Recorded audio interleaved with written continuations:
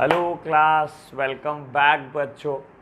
तो बेटा आज हम पहली बार बात करने जा रहे हैं केस स्टडी की चैप्टर नंबर 2 में। चैप्टर नंबर 1 की मैंने अभी केस स्टडी नहीं कराई है आपको, तो स्टार्ट करेंगे चैप्टर 2 की केस स्टडी से। लेकिन इससे पहले कुछ चर्चा।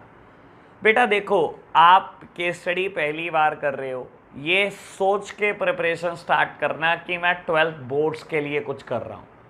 बाबू क्लास 11th में ऐसा हो सकता है आप 10 स्कूल 20 स्कूल के बच्चे मेरे पास हो, ठीक है ना बेटा। कुछ एक या दो ही स्कूल सबसे ज़्यादा केस स्टडी देते हैं, बाकी तो कुछ 5-6 नंबर की ही केस स्टडी देते हैं 80 मार्क्स के पेपर में से।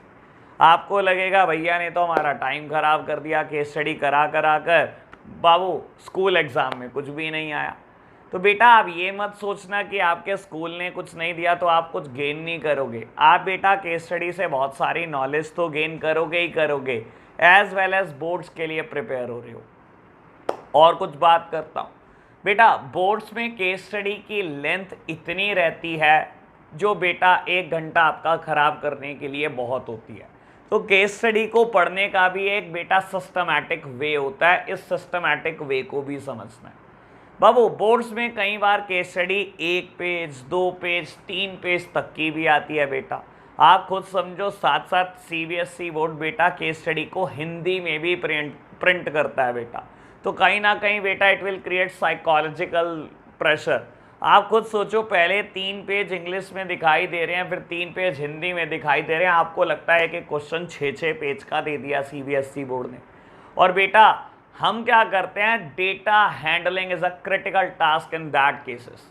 बेटा आप पहला पेज पूरा पढ़ देते हो, दूसरा पेज पूरा पढ़ देते हो, बाबू तीसरा पेज पूरा पढ़ते हो, सारा केस पढ़ दिया आपने। जब रिक्वायरमेंट पड़ी बेटा हम इतना डेटा हैंडल कर नहीं पाए, तो बेटा रिक्वायरमेंट के अकॉर्डिंग बेटा हम सोच भी नहीं पाए। अब हमने रिक्वायरमेंट पढ़ लिया, अब हमारा माइंड रिक्वायरमेंट के अकॉर्डिंग रिएक्ट करेगा बेटा, फिर दोबारा हम केस पढ़ना शुरू करते हैं। तो बेटा अगर ऐसा सोचोगे तो आज की तारीख में 90% मार्क्स की केस स्टडी आती है बोर्ड्स में।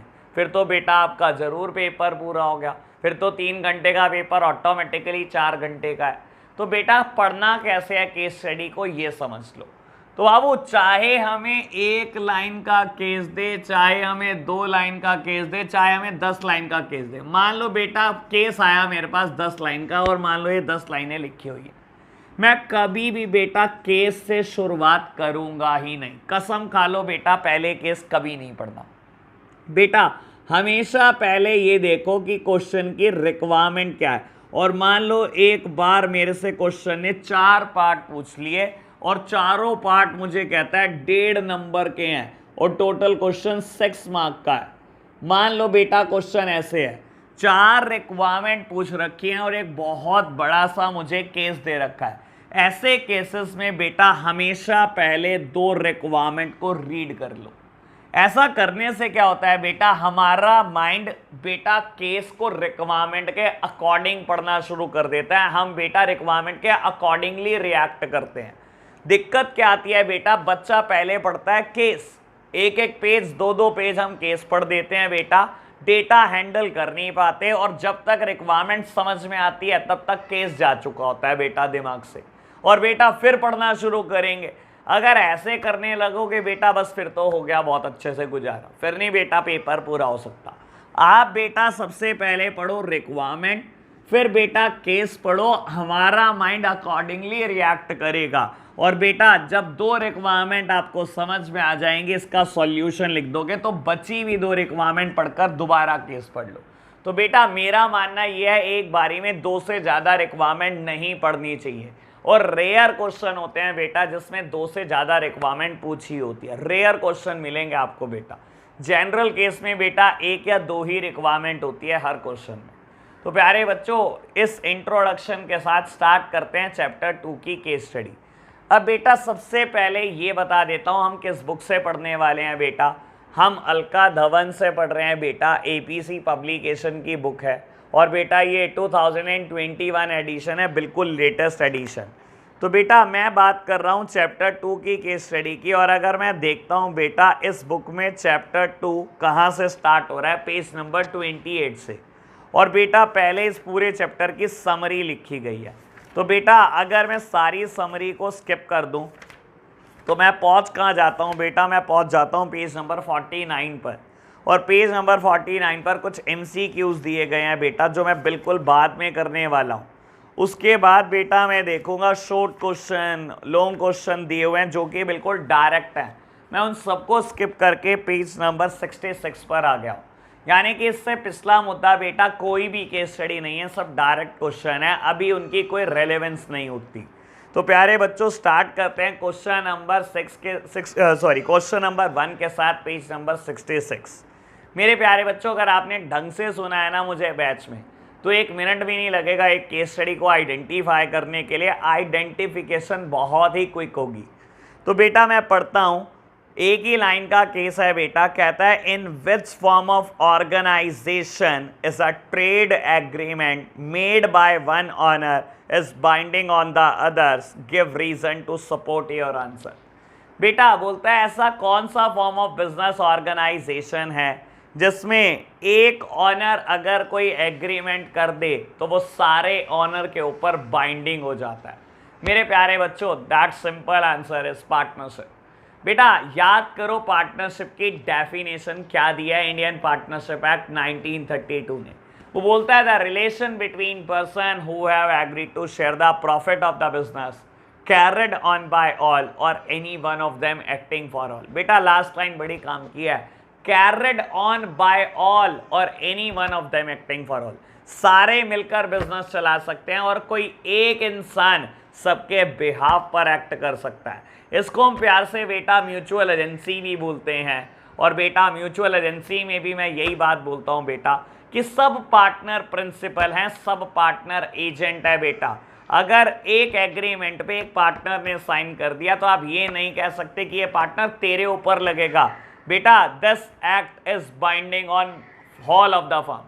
बेटा पूरी पार्टनरशिप फर्म को बाइंड कर देता है एक पार्टनर अपने एक्ट से। तो प्यारे बच्चों सिंपल सा आंसर था, सिंपल सा केस था बेटा, इसका आंसर है पार्टनरशिप।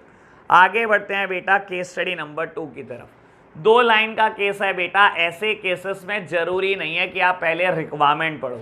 अगर 1 या 2 लाइन है बेटा सीधा केस पढ़ो, क्या डेटा भूल जाओगे आप इतनी जल्दी। तो प्यारे बच्चों मैं सीधा सीधा पढ़ रहा हूं अभी। तो the business asset of an organisation is 50,000 but the debt that remain unpaid are 80,000। कहता है किसी बिजनेस में एसेट 50,000 रुपये की हैं लेकिन कर्जा 80,000 रुपये का है। What course of action can the creditor take if the organization is a sole proprietorship firm or if the organization is a partnership firm with Anthony and Akbar as partner? Which of the two partner can the creditor approach for the repayment of debt? Explain by giving reason. मेरे प्यारे बच्चों कहता है business में asset 50,000 की हैं और business में लाइबिलिटी बेटा 80,000 की हो चुके हैं, डेट 80,000 के हो चुके हैं। कहता है क्या होगा बेटा अगर ये फर्म सोल प्रोप्राइटरशिप फर्म है। बेटा सोल प्रोप्राइटरशिप फर्म अगर हो आप तो बेटा सोल प्रोप्राइटर की लाइबिलिटी अनलिमिटेड होती है। दैट मीन्स बेटा in case of business assets are not sufficient to meet the business liability the sole proprietor's personal asset could also be sold out. तो बेटा ऐसे केसेस में 30,000 रुपये के लिए क्रेडिटर सोल प्रोप्राइटर की पर्सनल एसेट बिकवा सकते हैं। और बेटा तब क्या होगा अगर ये पार्टनरशिप फर्म हो बेटा एंथनी और अकबर की। बेटा तब भी बात सेम है बेटा, क्योंकि पार्टनरशिप में भी अनलिमिटेड लाइबिलिटी होती है। तो बेटा क्या पर्सनल एसेट बेची जा सकती हैं बेटा अकबर और एंथनी की? दोनों की बेची जा सकती हैं बेटा। बेटा क्वेश्चन मुझसे ये भी पूछता है कि क्रेडिटर पहले किसको अप्रोच करे, अकबर को अप्रोच करे या एंथनी को? बेटा आप किसी को भी अप्रोच कर सकते हो, क्योंकि पार्टनरशिप खाली ये नहीं बोलती कि आपकी लायबिलिटी अनलिमिटेड है। Partners are jointly as well as severally liable. Jointly मतलब मिलाकर तो आप लायबल हो ही हो, एंथनी और अकबर दोनों तो लायबल है ही हैं अपनी पीएसआर में, लेकिन बेटा आप इंडिविजुअली भी लायबल हो। तो बेटा आप किसी भी पार्टनर को पहले अप्रोच कर सकते हो और उससे कह सकते हो कि मेरे 30,000 रुपये दे। तो प्यारे बच्चों यहाँ पर हमारी केस स्टडी नंबर 2 भी खत्म हो जाती है। आगे बढ़ते हैं केस स्टडी नंबर 3 की तरफ। बेटा इसमें एक मुझे 5 लाइन का केस दिया गया है और मेरे सामने 4 रिक्वायरमेंट हैं ABCD। तो बेटा मैं ऐसे केस में क्या करूंगा, पहले रिक्वायरमेंट पढ़नी स्टार्ट करूंगा, क्योंकि अब ये एक लाइन दो लाइन का केस नहीं है, अब थोड़ा बेटा लेंथ बढ़ने लगी है। तो प्यारे बच्चों अगर मैं बात करूं पॉइंट नंबर ए की, रिक्वायरमेंट की, कहता है explain to benefits of remaining as a sole proprietor. Sole proprietor में रहने के दो फायदे लिखो। और आपको पता है बेटा, क्या हमने डायरेक्ट क्वेश्चन नहीं पढ़ाई है कि बेटा सोल प्रोप्राइटरशिप की एडवांटेजेस क्या क्या होती हैं? तो बेटा हमने सोल प्रोप्राइटरशिप के एडवांटेजेस पढ़ रखी हैं, 5 पढ़ रखी हैं, कोई दो चिपका देना बेटा। बी पार्ट बोलता है explain to benefits of converting to are joint stock company. अगर आप जॉइंट स्टॉक कंपनी में चले जाते हो तो उसके क्या फायदे हैं बेटा?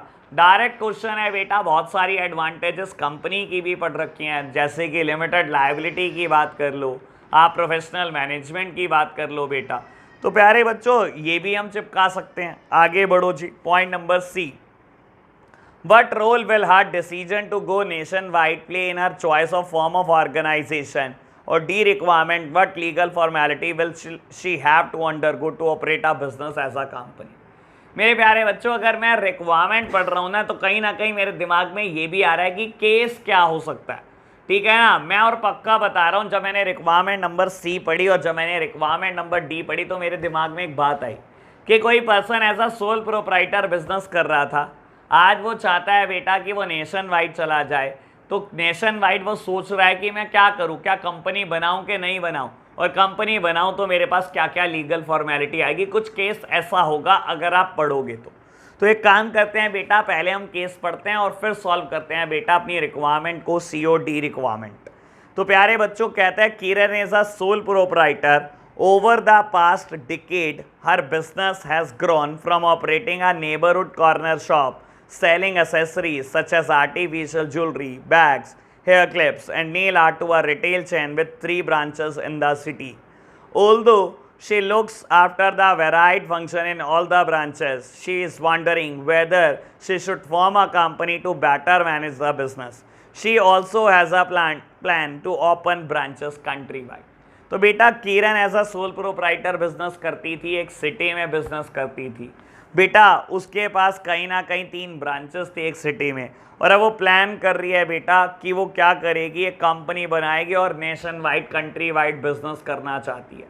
तो बेटा पॉइंट नंबर सी पूछता है मेरे से, what role will her decision to go nationwide play her in choice of form of business organisation. तो बेटा क्या उसके डिसीजन की वजह से क्या फॉर्म ऑफ ऑर्गेनाइजेशन बदलनी चाहिए उसको? बेटा बिल्कुल बदलनी चाहिए। आप अगर नेशन वाइड जा रहे हो ना बेटा, तो बाबू कंपनी आपके लिए सबसे ज़्यादा सुटेबल चीज़ है। क्यों बोल रहा हूँ मैं ऐसा, आप खुद सोचो बेटा। नेशन वाइड जाना एक सिटी से आसान नहीं है इन टर्म्स ऑफ रिसोर्सेस। बेटा क्या आपको पैसे की जरूरत पड़ेगी नेशन वाइड जाने के लिए? आप खुद समझ कर चलो बेटा, अगर आप एक सिटी से उठकर चाहते हो कि बेटा मेरा बिजनेस कंट्री वाइड पहुंच जाए, नेशन वाइड पहुंच जाए, बेटा it will require huge financial outlay. कहीं ना कहीं बहुत पैसे की जरूरत पड़ेगी, और बेटा कंपनी ही एकलौती ऐसी फॉर्म ऑफ बिजनेस ऑर्गेनाइजेशन है जिसके पास पैसे की कोई कमी नहीं होती बेटा, और वहां पर सबसे ज़्यादा स्कोप फॉर एक्सपेंशन होता है। और बेटा ये मेरिट भी है कंपनी में, स्कोप फॉर एक्सपेंशन। तो प्यारे बच्चों पहला तो रीज़न ये है कि अगर आप नेशन वाइड जाना चाहते हो तो कंपनी ही आपके लिए बेटर है, क्योंकि रिसोर्सेज के रिक्वायरमेंट होंगे और रिसोर्सेज कंपनी के पास है। दूसरी बात बेटा, अगर आप नेशन वाइड जाना चाहते हो, आप खुद सोचो बेटा, जब आप नेशन वाइड जाओगे तो आपको क्या लगता है बेटा, आपके लिमिटेड मैनेजरियल स्किल से काम चल जाएगा? नहीं बेटा, कहीं ना कहीं मैनेजमेंट बहुत अच्छा होना चाहिए अगर आपको नेशन वाइड बिजनेस को टिकाना है। और बेटा मैनेजमेंट अगेन प्रोफेशनल मैनेज सिर्फ एक ही चीज़ होती है बेटा, वो है कंपनी। यानी कि बेटा कंपनी एकलौती ऐसी चीज़ है जहां हर काम को करने के लिए प्रोफेशनल होता है बेटा। तो बाबू कंपनी की सुटेबिलिटी बहुत ज़्यादा है। पहली बात बेटा रिसोर्सेज की कोई कमी नहीं है। दूसरी बात बेटा एक्सपेंशन का स्कोप सबसे ज़्यादा है। तीसरी बात बेटा प्रोफेशनल मैनेजमेंट है। चौथी बात बेटा लोग हेजिटेट भी नहीं होंगे आपको पैसे देते टाइम, क्योंकि कंपनी में बेटा सारे के सारे मेंबर्स की लायबिलिटी भी लिमिटेड है। तो प्यारे बच्चों अगर वो चाहती है नेशन वाइड जाना तो उसको फॉर्म ऑफ बिजनेस ऑर्गेनाइजेशन तो बदलनी ही पड़ेगी। Point number D, what legal formality will she have to undergo to operate a business as a company. बेटा जब आप एज अ कंपनी बिजनेस करोगे तो क्या क्या लीगल फॉर्मेलिटी आपके सामने आएंगी। बेटा देखो, पहली लीगल फॉर्मेलिटी बता देता हूं, कंपनी हमेशा रजिस्टर्ड होती है एज पर कंपनीज एक्ट 2013। तो बेटा आपको क्या करना पड़ेगा, बाबू कंपनी को रजिस्टर्ड कराना पड़ेगा। और कंपनी का रजिस्ट्रेशन इतना आसान फॉर्मेशन इतना आसान नहीं है। आप पढ़ के आते हो बेटा, कंपनी का formation is a complicated task, is a time consuming task, is a expensive task. एक लेमैन कंपनी का फॉर्मेशन नहीं करा सकता, पैसे भी बहुत चाहिए और टाइम भी बहुत देना पड़ेगा। तो ये कुछ लीगल फॉर्मेलिटी है बेटा जो कंपनी के लिए आपको चाहिए। आप इसके अलावा ये भी बात लिख सकते हो बेटा कि अगर एक पब्लिक कंपनी बनाने चलोगे तो मिनिमम 7 मेंबर्स चाहिए, और एज अ सोल प्रोप्राइटर आप अकेले हो अभी, तो आपको कहीं ना कहीं 6 और मेंबर भी ढूंढने पड़ेंगे। तो प्यारे बच्चों, ये कुछ लीगल फॉर्मेलिटी आप लिख सकते हो। तो यहाँ पर हमारा केस 3 ख़त्म हो जाता है। मैं पेज नंबर 68 पर हूँ और यहाँ पर बेटा केस स्टडी बेस्ड क्वेश्चन दोबारा से स्टार्ट हो रहे हैं बेटा, जो क्वेश्चन नंबर 1 से स्टार्ट हो रहे हैं। तो बात करते हैं बेटा। कहता है जगत is running a grocery store under the name morning needs in a local market. जगत एक ग्रोसरी स्टोर चलाता है बेटा मॉर्निंग नीड्स के नाम से। कहता है he takes all decision about business himself. वो अपने बिजनेस से रिलेटेड सारे डिसीजन खुद लेता है without any interference from other, बिना किसी की इंटरफेरेंस के, and also earn a direct reward for his risk bearing. और क्योंकि वो रिस्क ले रहा है इसके वजह से उसको डायरेक्ट रिवॉर्ड भी मिलता है। कहता है बेटा identify and define the form of business organisation in which Jagat has promoted his business. बेटा जगत जो बिजनेस कर रहा है कौन सी फॉर्म में कर रहा है बेटा, again answer is very simple, sole proprietorship. क्योंकि बेटा सोल प्रोप्राइटरशिप में ही आप किसी के बर्डन के बिना डिसीजन लेते हो और उसमें आपको आपके एफर्ट्स का रिवॉर्ड बिल्कुल डायरेक्ट मिलता है। एक सोल प्रोप्राइटर दिन दूनी रात चौगनी तरक्की करे बेटा, क्योंकि वो दिन दूनी रात चौगनी मेहनत कर रहा है बेटा। बाबू जितनी मेहनत करता जाएगा, जितना प्रॉफिट बढ़ता जाएगा, सब उसका है बेटा, उसको शेयर नहीं करना किसी के साथ। It is unlike partnership firm जिसमें आपके प्रॉफिट शेयर करने के लिए आपके पास पार्टनर होते हैं। तो बेटा सोल प्रोप्राइटरशिप एक ऐसी फॉर्म ऑफ बिजनेस ऑर्गेनाइजेशन है जिसमें किसी का कोई इंटरफेरेंस नहीं है और आपके प्रॉफिट का सारा रिवॉर्ड आपकी जेब में जाने वाला है। बेटा बी पार्ट कहता है state any 4 feature of this form of business organisation. Sole proprietorship के कोई 4 फीचर लिख दो। तो प्यारे बच्चों बी पार्ट बड़ा सिंपल है, जब हमने आइडेंटिफाई कर लिया तो ये तो लिखा ही जाएगा। चलो जी page number 69 case study number 2। 4 line का केस है बेटा, तो डायरेक्ट पढ़ देता हूँ, इतनी जल्दी खैर मैं भूलने वाला नहीं हूँ। 5 से ज़्यादा लाइन आएंगी तो बेटा पहले रिक्वायरमेंट। कहता है Gagan run a garment shop in a mall 2 years back he had taken a loan of 20 lakh from HDFC Bank for the renovation of his shop। बाबू गगन एक दुकान चलाता था, 2 साल पहले उसने कोई लोन लिया HDFC बैंक से 20 लाख रुपए का। However, due to his poor health for the past 1 year, his earnings have reduced considerably as he is not able to devote sufficient time to the business। बेटा कहता है 1 साल से उसकी हेल्थ ख़राब चल रही है जिसकी वजह से वो सफिशिएंट टाइम नहीं दे रहा और अर्निंग कहीं ना कहीं गिर गई है बेटा। Now he plans to sell his shop. ठीक है जी, अब वो प्लानिंग कर रहा है कि वो अपनी दुकान बेच देगा। In the context of the above case a requirement identify the limitation of sole proprietorship form of business organisation being discussed above. बेटा कौन सी लिमिटेशन है सोल प्रोप्राइटरशिप की बेटा, limited life of a business concern. अगर मैं book देखूं बेटा, यहाँ पर हेडिंग लिखी गई है लैक ऑफ बिजनेस कॉन्टिन्यूटी। बेटा नहीं, उसने मुझसे लिमिटेशन पूछी है, ये तो फीचर है। चाहे दोनों का मतलब सेम है बेटा, लेकिन मैं हेडिंग के लिए एनसीईआरटी के दायरे से बाहर नहीं जा सकता बेटा। हेडिंग के लिए मेरा दायरा हमेशा एनसीईआरटी है और लिमिटेशन में हेडिंग का नाम है limited life of a business concern. बेटा बिजनेस की लाइफ कुछ भी नहीं है। सोल प्रोप्राइटर अकेला इंसान है बेटा। अगर बेटा मर जाए, फिजिकली इल हो जाए, मेंटली इल हो जाए, इम्प्रिजनमेंट हो जाए, इंसॉल्वेंसी हो जाए, बिजनेस में कम्स टू एन एंड। और बेटा अगर आप फिजिकली भी इल हो तो कहीं ना कहीं बेटा कहीं ना कहीं डेट्रीमेंटल इफेक्ट पड़ जाते हैं बिजनेस के ऊपर। तो बेटा ये बिल्कुल परफेक्ट एग्जाम्पल है कि एक पर्सन अकेला गगन बिजनेस कर रहा है, कहीं ना कहीं उसकी हेल्थ बेटा बिजनेस उसको चलाने नहीं दे रही और उसकी अर्निंग गिर रही है। तो बेटा दिखाई दे रहा है कि उसकी हेल्थ का इम्पैक्ट कहीं ना कहीं बेटा उसके बिजनेस पर डेट्रीमेंटल है बेटा, खराब इम्पैक्ट है। तो बेटा ये कौन सी लिमिटेशन है? Limited life of a business concern. और बी पार्ट में आपसे पूछता है describe briefly any 3 other limitation of the same form of business organisation. Sole proprietorship की बची हुई 3 और लिमिटेशन बेटा चिपका देना, सिंपल बात। तो प्यारे बच्चों मैं मूव ऑन कर रहा हूं केस स्टडी नंबर 3 की तरफ।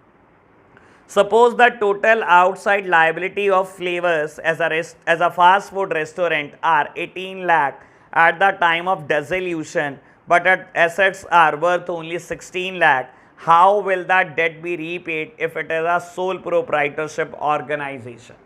बेटा आपको बोलता है कोई फ्लेवर रेस्टोरेंट है, उसकी टोटल लाइबिलिटीज 18 लाख है at the time of dissolution. Dissolution मतलब बेटा जब बंद हो रहा है, जब वो बिजनेस बंद हो रहा है रेस्टोरेंट, 18 लाख के कर्जे हैं बेटा और 16 लाख रुपए की एसेट है। कैसे पे की जाएंगी अगर ये sole proprietorship form of business organisation है? बेटा सोल प्रोप्राइटर में have a unlimited liability. In such a cases sole proprietor की आप पर्सनल एसेट को बेच दोगे और 2 लाख का कर्जा जो बच जाएगा बेटा वो भी चुकता दोगे। तो ये सिंपल सी बात है बेटा, ऐसा केस अभी मैंने पहले भी किया है 2 क्वेश्चन पहले। तो बेटा आगे बढ़ते हैं, केस स्टडी नंबर 4 की बात करते हैं। Sumit is running an auto repair garage, he now want to expand his business. Sumit कोई बेटा गैरेज चलाता है, आज बिजनेस बढ़ाना चाहता है। After investing all his savings he is still short of ₹2 lakh. बेटा सारी सेविंग लगाने के बाद भी अभी 2 लाख कम रह गए हैं। Bank and other lending institution are hesitant to give him loan due to the instability associated with this form of business organization। बेटा कहीं ना कहीं मेरे दिमाग में तो पूरा केस घूम गया और मुझे ये भी समझ में आ गया कि क्वेश्चन क्या पूछेगा बेटा। बाबू बोल रहा है बैंक डर रहा है आपको लोन देते टाइम क्योंकि आपका फॉर्म ऑफ बिजनेस ऑर्गेनाइजेशन ही ऐसा है। ठीक है जी बेटा। बाबू कहता है in the context of the above case identify the related demerit of sole proprietorship form of business organisation. खुद ब खुद गा दिया इसने सब कुछ। कहता है सोल प्रोप्राइटरशिप की कौन सी डीमेरिट रिलेट करती है इस केस के साथ? Limited life of a business concern. बेटा बैंक डरता है आपकी एक लिमिटेड एज है, आप अकेले इंसान हो, मर जाओगे तो बैंक का लोन भी मर जाएगा कहीं ना कहीं। तो बेटा बैंक डरते हैं सोल प्रोप्राइटर को लोन देते टाइम। और कभी आपने देखा नहीं होगा किसी सोल प्रोप्राइटर को हजारों करोड़ में लोन हुए हो बेटा, क्योंकि बैंक हमेशा ही डरेंगे, इंसान है कभी भी मर सकता है। और यही बात अगर कंपनी के एंगल से सोचोगे बेटा तो कंपनी में have a perpetual existence. Company बेटा बहुत लंबे टाइम तक चलती है, कंपनी की डेथ बेटा बहुत जल्दी नहीं होती। तो बेटा इसी केसेस में कंपनी को हजारों करोड़ के लोन हो जाते हैं। चलो जी पार्ट बी की तरफ बढ़ते हैं। How can converting the form of business to a partnership help him in solving the financial problem? बेटा अगर वो पार्टनरशिप फर्म बना ले तो कैसे उसकी प्रॉब्लम सॉल्व हो सकती है? याद कराता हूं बेटा, as compare to a sole proprietor partnership firm में हैव अ मोर रिसोर्सेस। आप खुद याद करो बेटा, एडवांटेजेस में पार्टनरशिप में एक हेडिंग थी मोर फंड्स और लिमिटेशन में हेडिंग थी लिमिटेड रिसोर्सेस। और मैंने जब बैच में पढ़ाया था मैंने आपसे पूछा था ये बताओ क्या ये कॉन्ट्राडिक्शन है? एडवांटेज कह रही है मोर फंड, पैसे बहुत हैं जी, और लिमिटेशन कह रही है लिमिटेड रिसोर्सेस, पैसे बहुत कम है जी। मैंने आपको बताया था बेटा ये कॉन्ट्राडिक्शन नहीं है। मेरिट्स में जब ये लिखता है मोर फंड तो ये कंपेयर करता है पार्टनरशिप को सोल प्रोप्राइटर के साथ कि as compare to a sole proprietor partnership के पास पैसे ज़्यादा होते हैं, और होते भी है बेटा। सोल प्रोप्राइटर एक इंसान, पार्टनरशिप में मैक्सिमम 50 लोग हो सकते हैं। तो एक इंसान जो पैसा लाएगा और जो 50 इंसान पैसा लाएंगे कभी बराबर नहीं होंगे बेटा। 50 लोग ऑब्वियसली बेटा कुछ बहुत ज़्यादा ला सकते हैं आपसे। तो बेटा as compare to sole proprietor partnership के पास पैसे ज़्यादा होते हैं। और बेटा लिमिटेड रिसोर्सेज जब लिमिटेशन में लिखता है तो ये कंपेयर करता है बेटा कंपनी के साथ कि पार्टनरशिप आप में तो मैक्सिमम 50 ही लोग हो सकते हैं, कंपनी में अनलिमिटेड हो सकते हैं। तो बेटा आप 50 लोग जो पैसा लाओगे वो तो बेटा कंपनी के सामने कुछ भी नहीं है बेटा। तो बाबू खैर केस स्टडी पे वापस लौटता हूं। अगर बेटा वो 2 लाख रुपए से शॉर्ट था बिजनेस चलाने के लिए जो पैसा चाहिए, क्या पार्टनरशिप फर्म उसकी प्रॉब्लम सॉल्व कर सकती है? बेटा कर देगी, क्योंकि सोल प्रोप्राइटर के कंपैरिजन में पार्टनरशिप के पास ज़्यादा पैसे होते हैं। आप 2 पार्टनर, 4 पार्टनर, 6 पार्टनर, 10 पार्टनर, 50 तक कितने भी पार्टनर जोड़ लो, और जब आप इतने सारे पार्टनर जोड़ोगे कहीं ना कहीं वो पैसा ले आएंगे और जो आपकी 2 लाख की फाइनेंशियल प्रॉब्लम है वो भी कहीं ना कहीं रिजॉल्व हो जाएगी। तो बेटा पार्टनरशिप फर्म आपकी प्रॉब्लम पूरे हद तक सॉल्व कर देगी। तो प्यारे बच्चों ये थी केस स्टडी नंबर 4। बात करेंगे केस स्टडी नंबर 5 की। Deepak started a catering business few years back. Due to the perpetual losses in the business, he has now decided to close it down. बेटा दीपक ने कैटरिंग का business start किया, बहुत सालों से लॉस चलने के बाद वो सोच रहा है कि बिजनेस बंद कर दूँ। He owes 3 lakh to a supplier from whom he had been procuring goods on credit. बेटा कहता है क्रेडिटर के आज भी 3 लाख और उसने देने हैं जिससे वो उधार पर सामान खरीदता था। His business funds are insufficient to repay the debt. उसके बिजनेस में पैसा नहीं है जो इस 3 लाख के कर्जे को चुकता दे। In the context of the above case, can supplier recover his dues from the personal asset of the Deepak? Since the business assets are insufficient, why or why not? Give reason in support of your answer. बेटा क्या दीपक की personal asset बेची जा सकती हैं? अगर answer हाँ है या ना है तो बेटा क्यों का जवाब देना है। बेटा बिल्कुल बेची जा सकती हैं। दीपक क्या है बेटा? एक सोल प्रोप्राइटर है, और अगर आपने 3 लाख सप्लायर के नहीं दे पा रहे हो अपनी बिजनेस एसेट से तो आपकी पर्सनल एसेट बेची जाएंगी। सोल प्रोप्राइटर की बेटा अनलिमिटेड लायबिलिटी होती है। In case business assets are not sufficient to meet the business liability, sole proprietor's personal asset could also be sold out. तो बेटा बेच सकते हो आप, कानून के अकॉर्डिंग है ये चीज। तो बेटा सिंपल सी केस स्टडी थी। हम बढ़ रहे हैं केस स्टडी नंबर 6 की तरफ। Arihant has started his own coaching center after retirement. He is very happy doing this business as he can carry out his plan without any interference from other. Moreover, there is no separate law that govern his business. प्यारे बच्चों मेरे को तो case बिल्कुल clear हुआ, crystal clear. Point number A requirement का, identify the form of business organisation under which Arihant has promoted his business. बेटा कहता है अरिहंत डिसीजन ले सकता है बिना किसी के इंटरफेरेंस के, and there is no separate law that govern the business. बेटा सोल प्रोप्राइटरशिप, आंसर तो बहुत सिंपल है बाबू। देखो बाकी चारों फॉर्म ऑफ बिजनेस ऑर्गेनाइजेशन के ऊपर कहीं ना कहीं एक लॉ लगता है। मैं बात करूं पार्टनरशिप की तो इंडियन पार्टनरशिप एक्ट 1932। मैं कंपनी की बात करूं तो कंपनीज एक्ट 1956, पुराना नाम, नया नाम companies act 2013। Cooperative society act 1912, joint Hindu family के ऊपर लॉ लगता है हिंदू सक्सेशन एक्ट 1956। तो बेटा बाकी बची हुई चारों फॉर्म ऑफ बिजनेस ऑर्गेनाइजेशन किसी ना किसी लॉ से गवर्न होती हैं। सोल प्रोप्राइटरशिप अकेली ऐसी फॉर्म ऑफ बिजनेस ऑर्गेनाइजेशन है जिसके ऊपर कोई कानून नहीं लगता। तो बेटा जैसे ही ये हिंट दिया आपने केस में, मैं तुरंत समझ गया बेटा कहीं ना कहीं बात करेगा सोल प्रोप्राइटरशिप की ही। तो बेटा बात करते हैं पॉइंट नंबर बी की। State any 2 merit of form of business organisation as identified in part A of the question which are not mentioned in the above para। बेटा 2 ऐसी मेरिट लिख देना सोल प्रोप्राइटरशिप की जो अबव पैरा में ना दी हो। अब बेटा बात उठती है कि अबव पैरा में मेरिट क्या दी गई है। बाबू देखो अगर आप देखोगे वो कह रहा है कि वो प्लान कर सकता है बिना किसी की इंटरफेरेंस के। दैट मीन्स अगर मैं मेरिट की बात करूं तो क्विक डिसीजन मेकिंग की बात चल रही है। बेटा क्विक डिसीजन मेकिंग भी तो ये कहता है सोल प्रोप्राइटर आपको कोई इंटरफेयर करने वाला तो है नहीं, तो आप इमीडिएट डिसीजन ले सकते हो, क्विक डिसीजन ले सकते हो, प्रॉम्प्ट डिसीजन ले सकते हो। तो बेटा ये मेरिट का बात जो हुई है वो क्विक डिसीजन मेकिंग है। तो बची हुई बेटा 4 मेरिट में से कोई भी मेरिट आप चिपका सकते हो। इसके अलावा मुझे एक और बात लगती है बेटा, सेंस ऑफ अकम्पलिशमेंट भी मत लिखना, क्योंकि जब आप बिना किसी के इंटरफेरेंस के डिसीजन लेते हो तो आपको कहीं ना कहीं बेटा एक सेंस ऑफ सेटिस्फैक्शन भी होता है। सेंस ऑफ अकम्पलिशमेंट एक मेरिट है सोल प्रोप्राइटरशिप की, वो भी इससे रिलेट कर रही है कहीं ना कहीं। बेटा सेंस ऑफ अकम्पलिशमेंट का मतलब है sense of satisfaction. Sole proprietorship में सेटिस्फैक्शन बना रहता है कि मैं डिसीजन ले रहा हूं, सारे मेरे डिसीजन है, किसी की कोई इंटरफेरेंस नहीं है। बिजनेस तरक्की करता है तब भी आप सोचते हो चलो डिसीजन मेरे हैं, मेरी वजह से तरक्की कर रहा है। और अगर बिजनेस में लॉसेस भी हैं तब भी आप ये सोचते हो चाहे बिजनेस लॉस में है लेकिन बेटा डिसीजन तो मेरे ही है ना।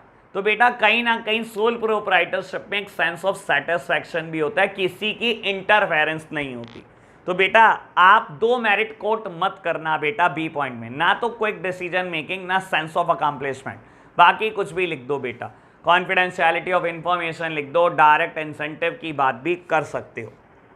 चलो जी बेटा हम मूव ऑन करते हैं केस स्टडी नंबर 7 की तरफ। Rita and Meeta are running a confectionery shop in a club, both have invested a capital of 5 lakh each.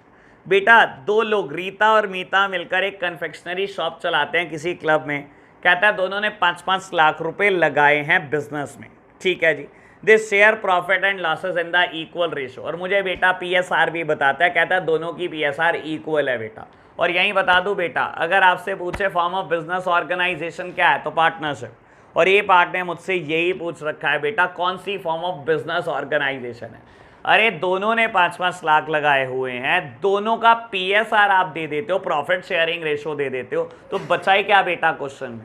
तो बाबू कौन सी फॉर्म ऑफ बिजनेस ऑर्गेनाइजेशन है, पार्टनरशिप। और बी पार्ट बोलता है कोई 3 फीचर लिख दो। तो बेटा पार्टनरशिप के हमने 7 फीचर पढ़े, कोई 3 चिपका देना। चलो जी लास्ट केस स्टडी आज की करते हैं बेटा। बाबू यहाँ पर रिक्वायरमेंट के लिए मेरे पास 3 रिक्वायरमेंट है और सबसे पहले मैं 2 रिक्वायरमेंट की चर्चा करूंगा।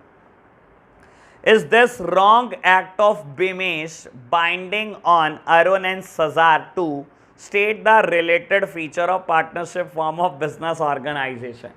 बेटा सही बात बताऊं तो मुझे केस पढ़ने की भी जरूरत नहीं है, आपने रिक्वायरमेंट में ही सब चीजें क्लियर कर रखी हैं। बेटा कहता है बिमेश ने कोई गलत एक्ट कर दिया, क्या वो अरुण और सजार पे बाइंडिंग होगा, और होगा तो पार्टनरशिप का कौन सा फीचर है बेटा।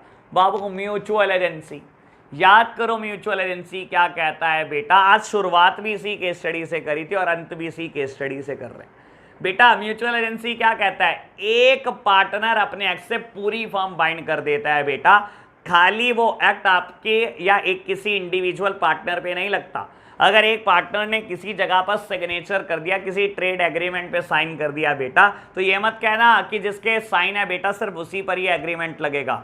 बाबू पार्टनरशिप में डेफिनेशन क्लियर करती है, कैरिड ऑन बाय ऑल, सब मिलकर फर्म चला सकते हैं बेटा, और any one of them acting for all, any one of them acting for all. तो बेटा एक इंसान भी अपने एक्सेस सारी फर्म बाइंड कर सकता है।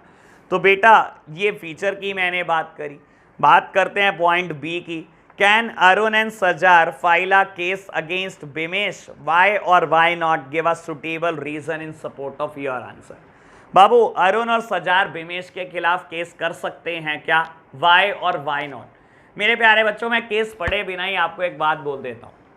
बाबू पार्टनरशिप में हमने रजिस्ट्रेशन के बेटा नॉन रजिस्ट्रेशन के कॉन्सिक्वेंसेस पढ़े थे बेटा। अगर पार्टनरशिप फर्म रजिस्टर्ड होती है तो बेटा आप किसी के खिलाफ भी केस कर सकते हो, और अगर पार्टनरशिप फर्म रजिस्टर्ड नहीं होती तो बेटा नॉन रजिस्ट्रेशन के कुछ कॉन्सिक्वेंसेस आते हैं। ना तो पार्टनर पार्टनरशिप फर्म के खिलाफ केस कर सकता, ना ही पार्टनरशिप फर्म पार्टनर के खिलाफ केस कर सकती, और ना ही पार्टनरशिप फर्म किसी आउटसाइडर के खिलाफ केस कर सकती। आउटसाइडर हमेशा ही केस कर सकता है वेदर यू आर रजिस्टर्ड और नॉट। चलो क्या बेटा केस पढ़ लो, अगर रजिस्टर्ड है तो बेटा अरुण और सजार केस कर सकते हैं बिमेश के खिलाफ, और अगर बेटा रजिस्टर्ड नहीं है तो बेटा कोई केस हो नहीं सकता। चलो जी पढ़ते हैं। कहता है Arun Bimesh and Sajar are partner in a partnership firm manufacturing AC, their firm is not registered. Second line नहीं बेटा सब कुछ क्लियर कर दिया। कहता है उनकी फर्म रजिस्टर्ड नहीं है, और बेटा जब रजिस्टर्ड नहीं है तो बेटा क्या कॉन्सिक्वेंस आएगा, अरुण और सजार बिमेश के खिलाफ कोई केस नहीं कर सकते बेटा, लॉ में अलाउ नहीं किया बेटा। तो प्यारे बच्चों अगर मैं रिक्वायरमेंट सी भी पढ़ दूं तो कहता है list any 2 values ignored by Bimesh. कौन सी दो वैल्यू बिमेश ने इग्नोर करी। प्यारे बच्चों वैसे बता देता हूँ सीबीएसई एलिमिनेट कर चुका है वैल्यूज़ वाले क्वेश्चन को, लेकिन बेटा आज तक ये बुक प्रिंट करती हैं बाबू, ये फ्री के नंबर होते हैं और अब बेटा अच्छे दिन जा चुके हैं। जब अच्छे दिन आए थे बेटा तो ये क्वेश्चन बोर्ड्स में आते थे, अब अच्छे दिन जा चुके हैं बेटा, ये क्वेश्चन नहीं आने वाले बोर्ड्स में। वैल्यूज लिखनी क्या होती है बेटा, अगर ये एक नंबर में भी आया तो भी एक नंबर फ्री है, और अगर 3-4 क्वेश्चन में आ गया तो 3-4 नंबर फ्री दे जाएगा आपको। वैल्यू का मतलब होता है बेटा आपने देखना होता है कि सोसाइटी का क्या भला कर रहे हो और आप कहां से सोसाइटी को धोखा दे रहे हो। आपको कहता है दो वैल्यू बता दो जो फॉलो की हैं, दैट मीन्स देख लो बेटा कहीं ना कहीं केस में कोई सोसाइटी का भला सोच रखा होगा आपने। और अगर आपको कहता है कौन सी दो वैल्यू इग्नोर कर रखी है, तो कहीं ना कहीं आप सोसाइटी को कुछ ना कुछ नुकसान पहुंचा रहे होंगे बेटा। तो अगर आप केस पढ़ लोगे तो बेटा वैल्यूज बिल्कुल क्लियर हो जाएंगी। तो यहाँ पर हमारी आज की केस स्टडी खत्म हो जाती है बेटा। आज के लिए इतना ही रखते हैं, कल मिलेंगे, बाय बाय।